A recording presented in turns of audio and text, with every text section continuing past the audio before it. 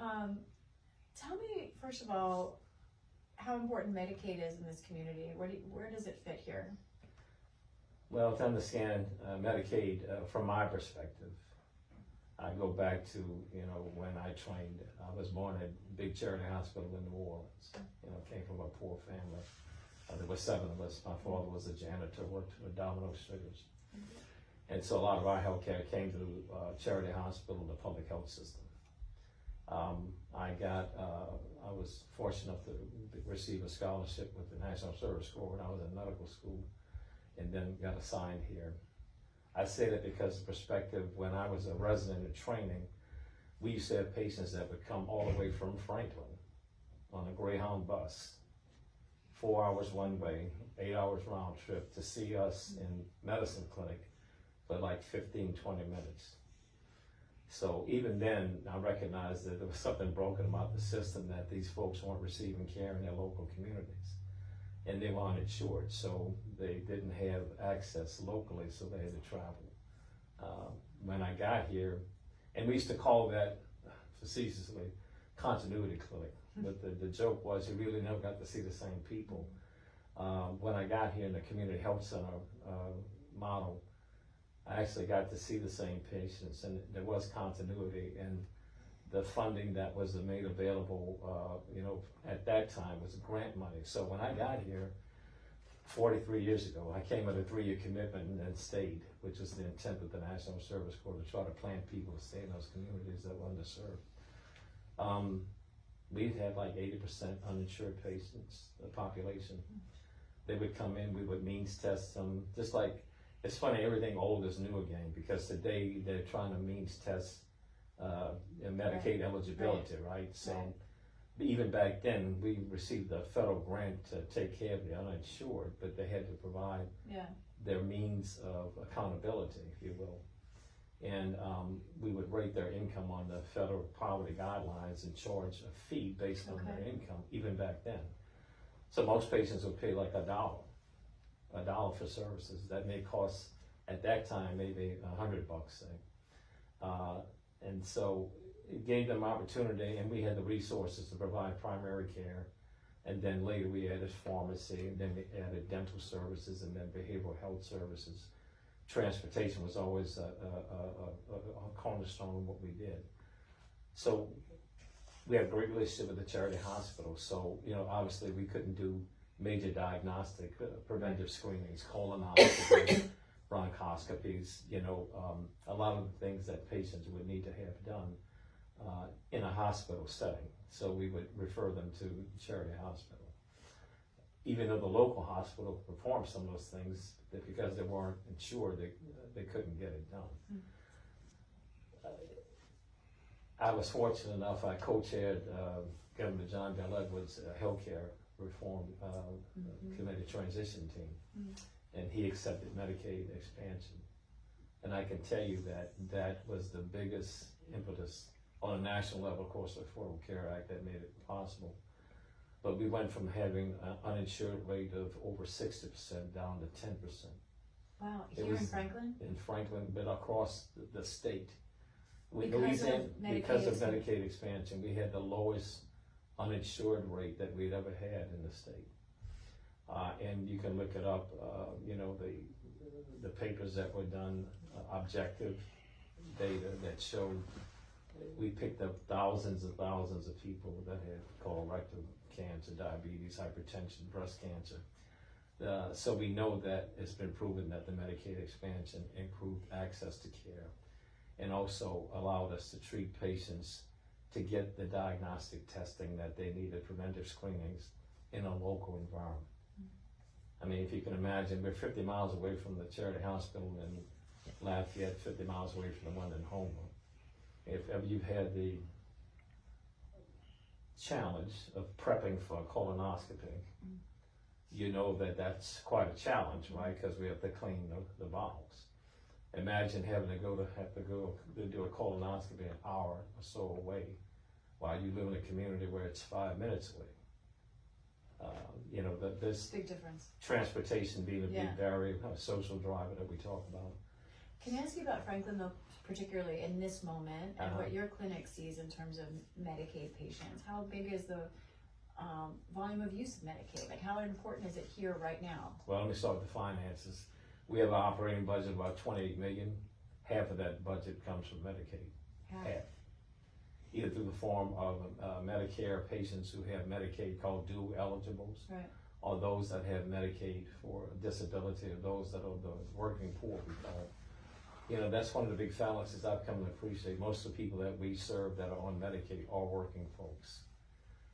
You know, so that getting back to that means testing again, they work 2 and 3 jobs. It's just that the jobs that they work, they can't provide health insurance. So what the Affordable Care Act was, it allowed them to get on the health exchange. I'm not familiar with that process, but it helps subsidize their care. I mean their insurance, while they could earn a wage. Now, if you take that, you take that away, and they are working, but they don't have health insurance, what do you think is going to happen to those folks when they're in need? Now, we're mandated to see them, right, what our regard to ability to pay. But I can tell you just from a financial point, you know, if you come in and through Medicaid, we bill, you receive $250 worth of services. We bill Medicaid, we collect, you know, $240. If you come in and now that same person's working, they're uninsured, but they qualify for a slide discount, they may pay us $20. So you can imagine if they lost Medicaid, if half the people that we serve lose it, it's gonna put a huge hole in our budget that will be unsustainable. We won't be able to you know, continue that, because I wouldn't be able to pay our staff, I wouldn't be able to keep the lights going with that big a hit to our budget. Are you already considering having to change the way you do things, anticipating what's ahead, or? Yes, I have not. We have one clinic that's going to be built in Gramercy that's on the books that's still going to proceed.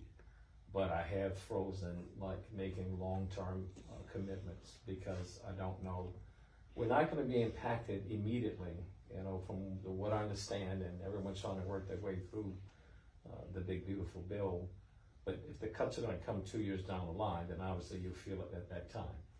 To your question, anticipating, yes, we've carried some debt on the books. We're trying to completely, you know, get ourselves out of debt and have some reserves in place to weather whatever storm comes. We're hoping that we're looked at as a solution in this, and we've proven ourselves time and time again. By we, I mean community health centers. Everywhere where a community health center is located in that community, the mortality and morbidity rates have decreased. So we've had articles published in major journals that prove how much we've improved the health care of the populations we serve. We've had studies done by the Office of Management and Budget, and we have data that shows that we're cost effective. You know, even though we serve, I think, about 10%, I have to check the statistics, but if you look at the percentage of patients that on Medicaid that we serve and the amount of the budget that we get, we save the system billions and billions of dollars, and that's been proven. And then you look at a cost effective, I mentioned earlier about people coming in for continuity of care, we're their primary care medical homes. So you think about if you're gonna come to a community health center, average cost of the visit may be $200. That same person, if they went to an emergency room for care, you know, might generate a $5,000 bill. So, you know, the model, we've been around as a movement 60 years, enjoyed bipartisan support. We have a proven track record. So I think that Congress would do well to continue to fund community health centers.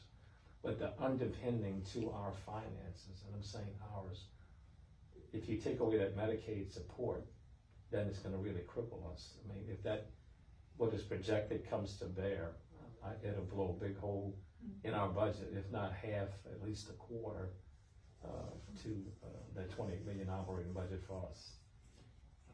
This comes to the idea of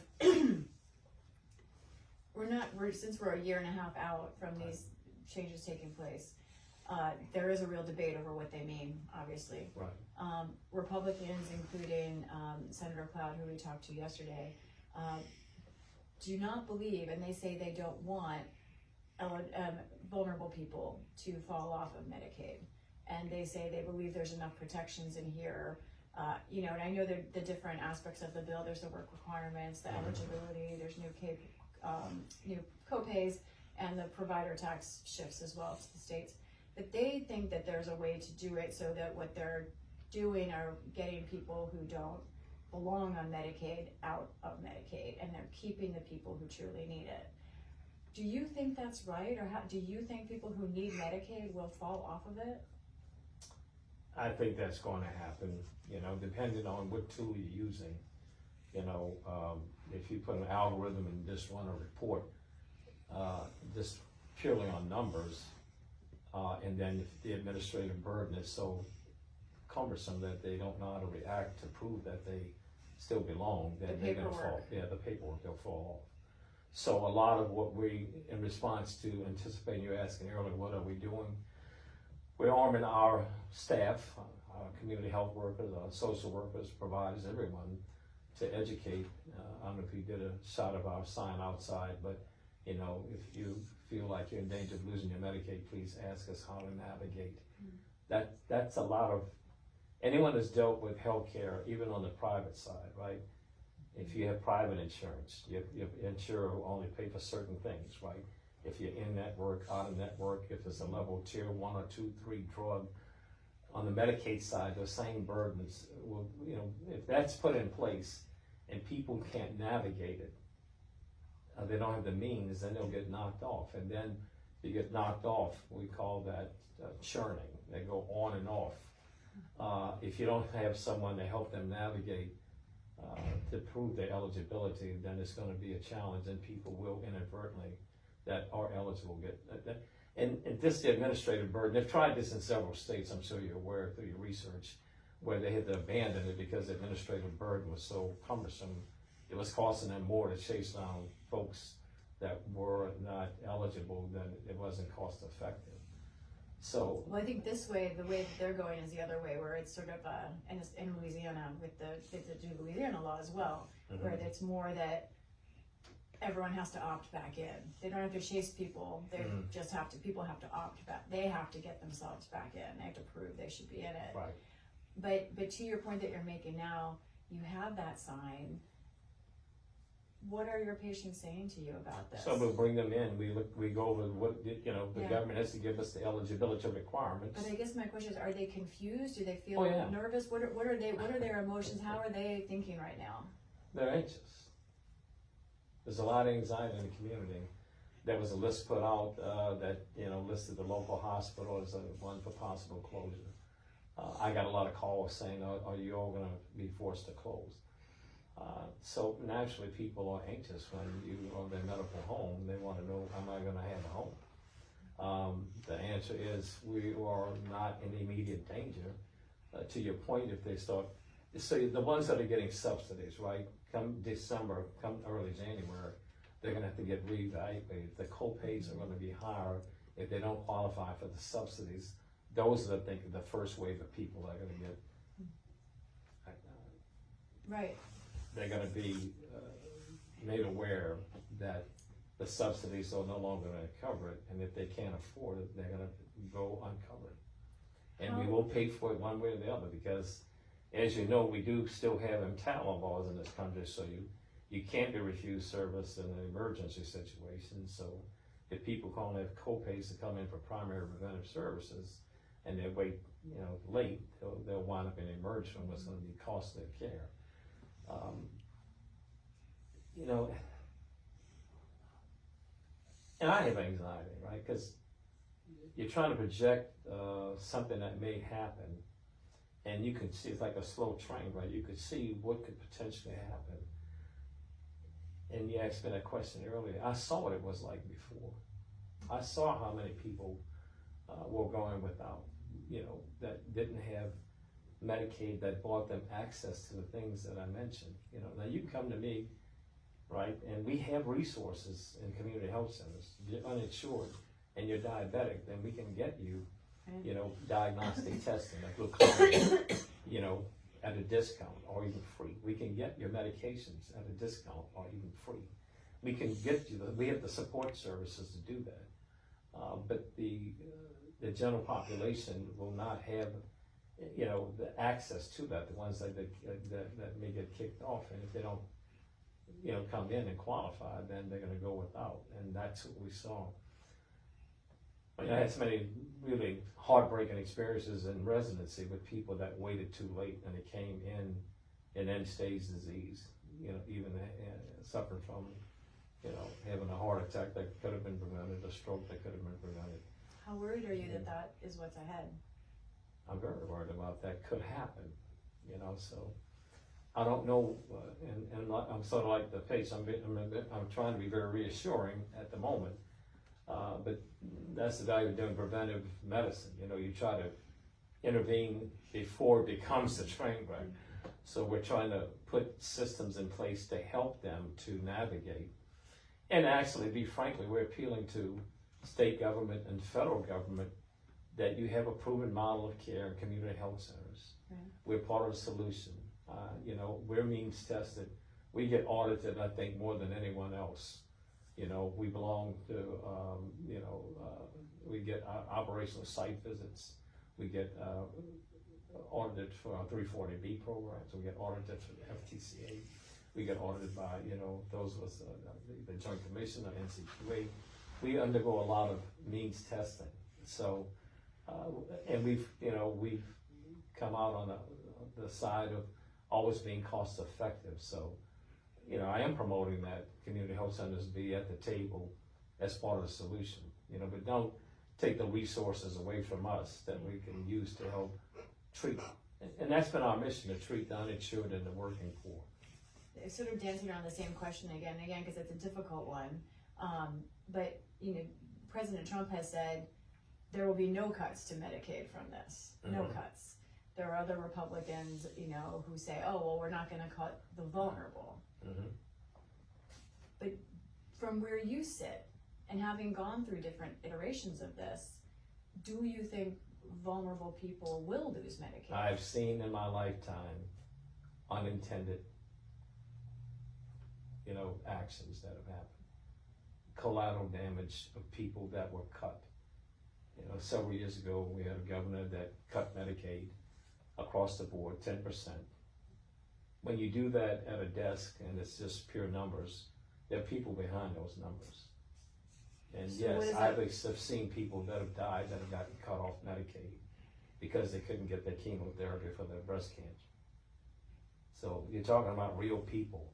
There are always going to be unintended side effects when you do something, unless you do it strategically and surgically. And if you don't do it that way and target it and focus, and if it's just carte blanche, then there will be unintended consequences.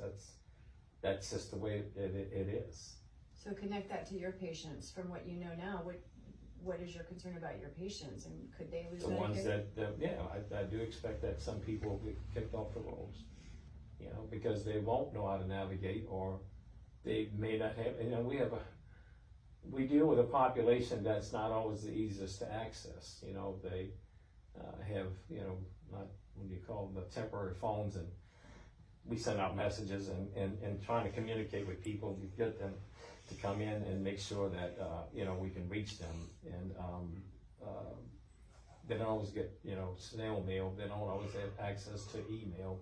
They don't know how to use technology, especially our elderly patients, the ones that are dual eligible that are on Medicaid.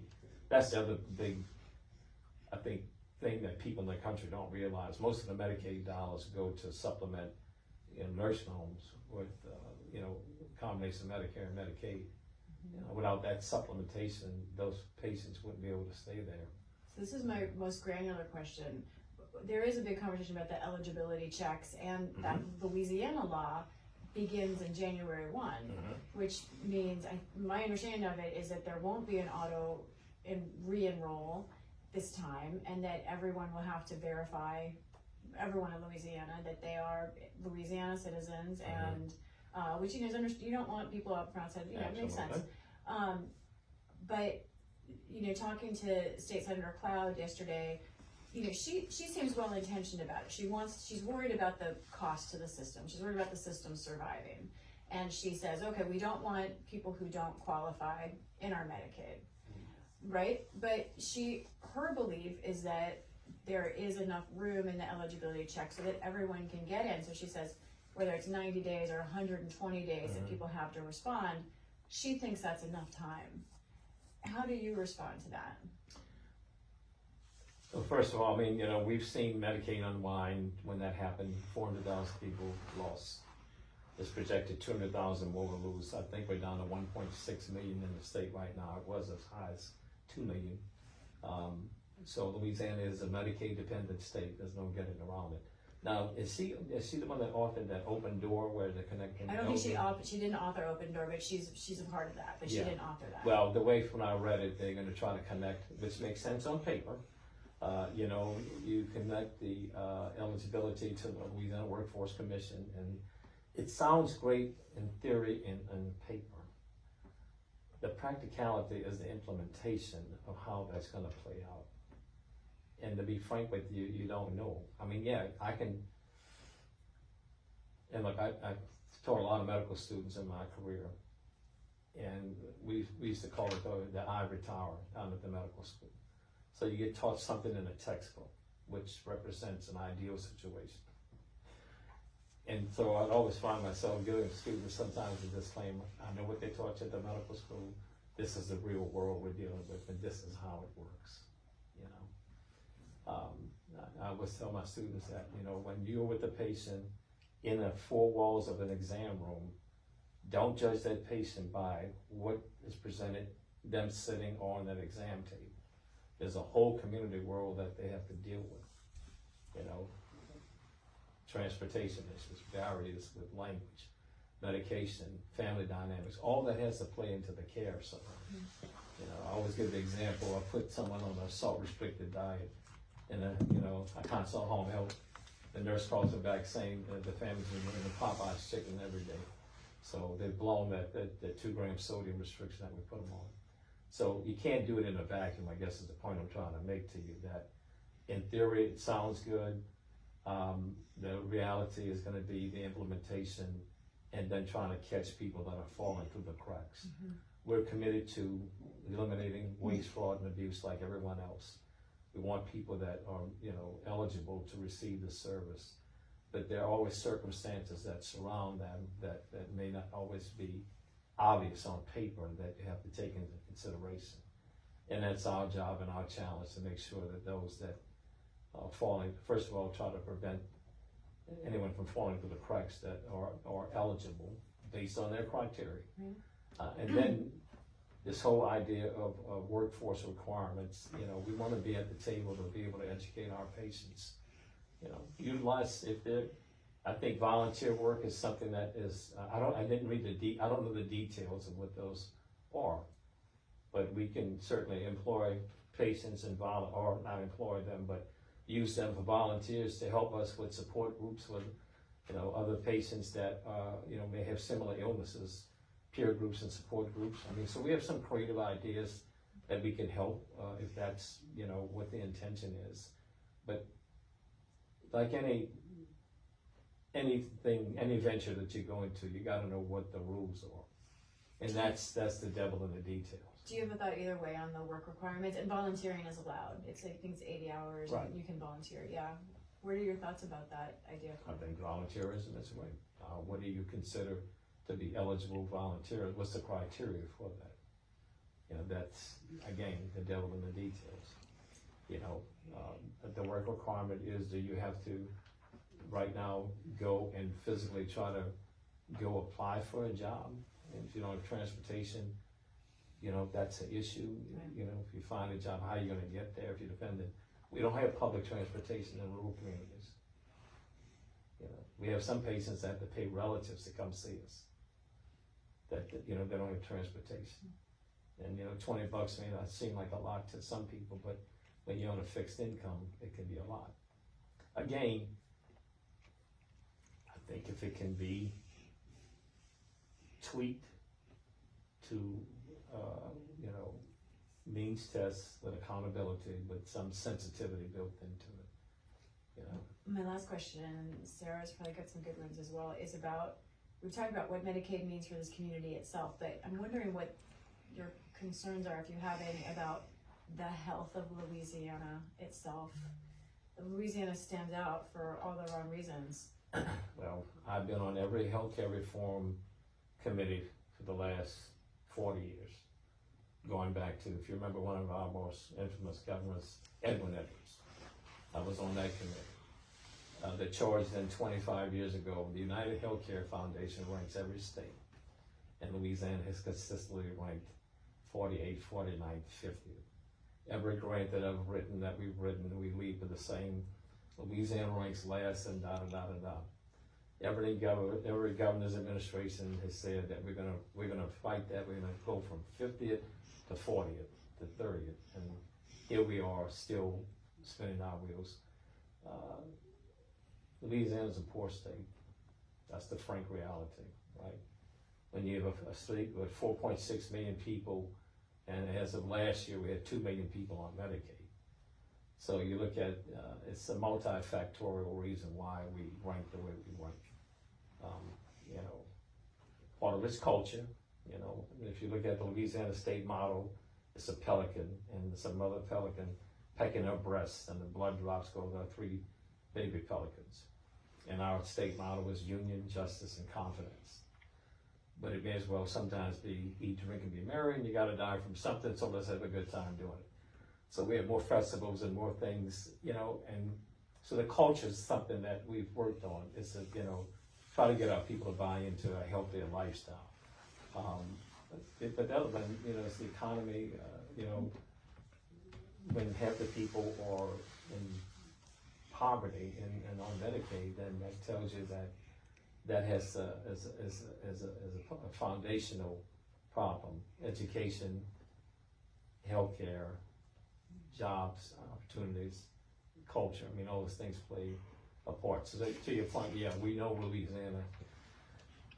You know, we've done some things well, like in children's health. But I guess, but I guess my question is more about, what these changes, what do you think it could mean for Louisiana's health in general?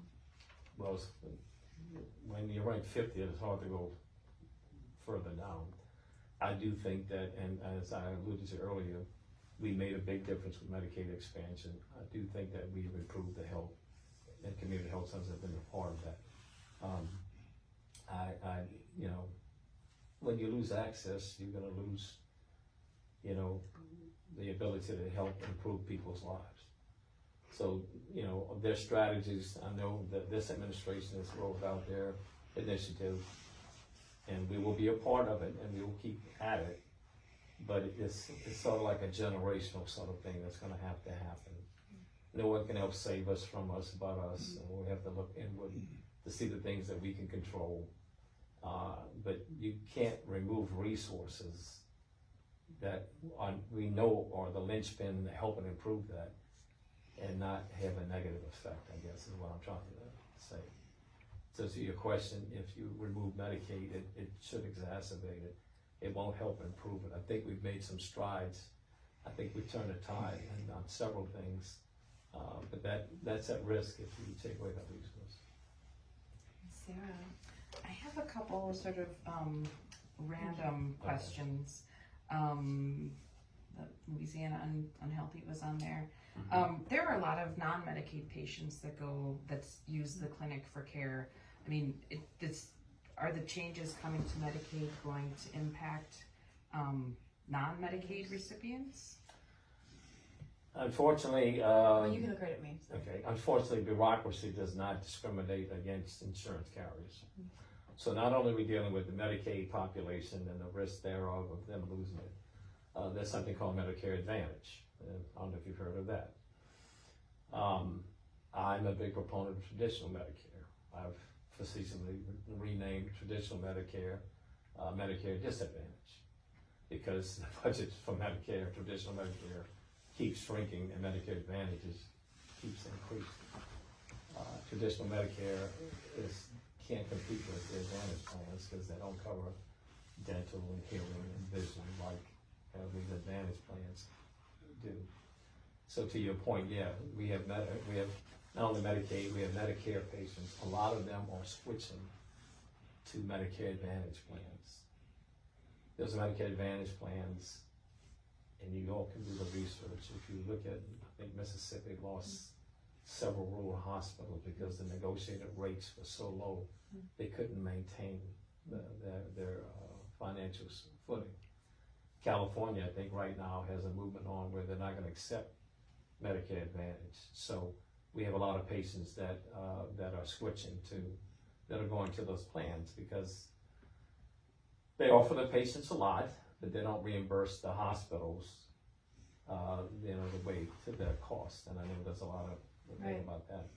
The private insurances, there are challenges in what, you have to get prior authorization on ordering diagnostic tests. That you have to look at the pharmacy benefit of what you can prescribe. Oh, yeah. So if you're asking me, are there other issues? Yeah, as I said, it doesn't discriminate just against the bureaucracy doesn't discriminate by just Medicaid. Medicare Advantage plans, they have a whole set of rules and regulations, and private insurances have a whole. But I guess with the Medicaid changes, could the Medicaid changes affect hospitals, health centers so much that it also has some kind of impact It could. on? It could, if a Medicaid patient,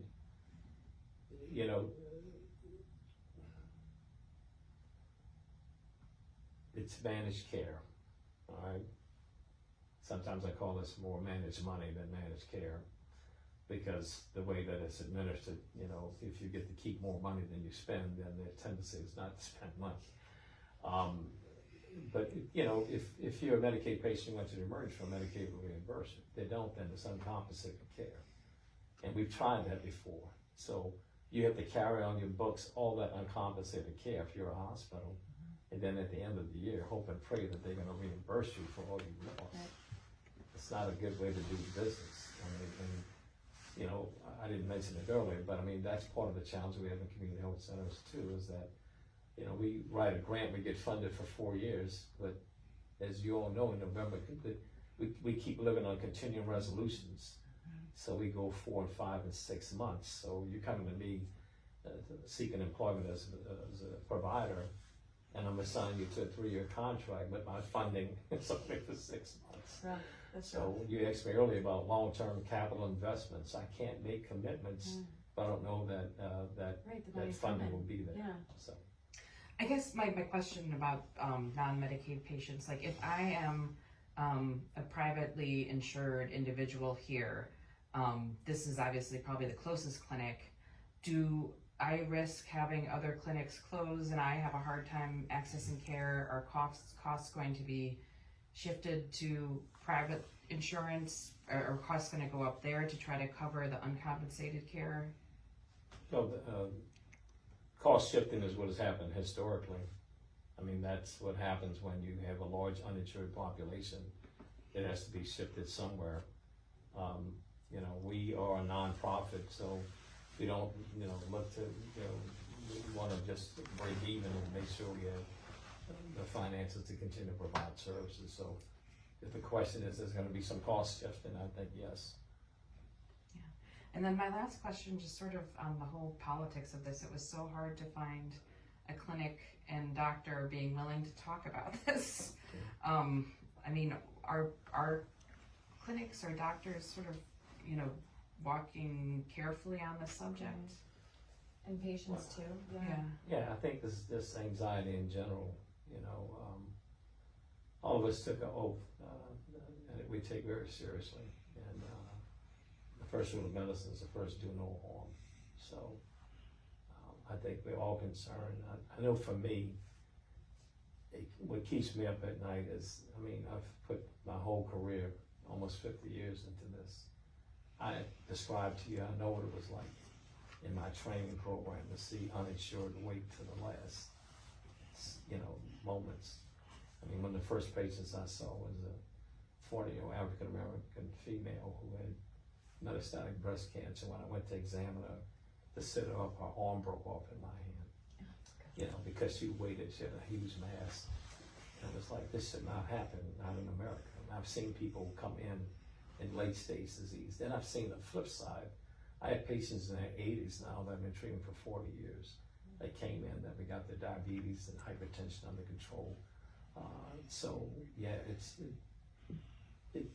people that, you know, you've established these relationships with, this continuity of care, the access that I've talked about. I've seen it. I've seen people that we picked up that didn't come into the system, that came into the system, and that worries me. And I think it worries all, you know, all providers. I mean, that. So to answer your question, yeah, I think there's a lot of anxiety. If there's reticence because the unknown, that is the antidote of unknown. When you come in to me as a patient, we're going to run tests, right? I'm going to find out what's wrong. So I think people are just trying to find out what does this mean? What are the details? What does this mean for my patients, the private sector? What does it mean for them, the hospitals? What does it mean? You know, we need to know what the rules, regulations, what you're trying to achieve, what that's going to look like. And so, yeah, I do think it causes anxiety. And I think I'm never so much of a reticent to people to talk to it, but I mean, just like I did for you all, I can tell you what it's going to look like if a budget is half. We'll close clinics. We won't be able to hire people. We'll have to decrease service lines.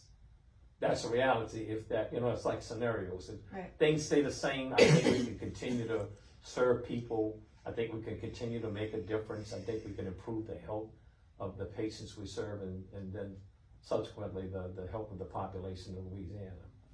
If things don't work out the way that they do, and people inadvertently get off unintended consequences or whatever, then that scenario is going to lead to poorer health outcomes and closures. I mean, that's the reality of it. You know, I had a good friend in college used to say, romance when I found finance is a nuisance. So you've always got to, you know, equate the financial implications of what it means. We just, you know, we can't keep the doors open if we don't have that support, and Medicaid has provided the support to us to support the people that we've been charged to serve. Thank you. That's wonderful. That's excellent. Okay. I think we're good. Did you want like a wider shot? Yeah, wide shot would be great.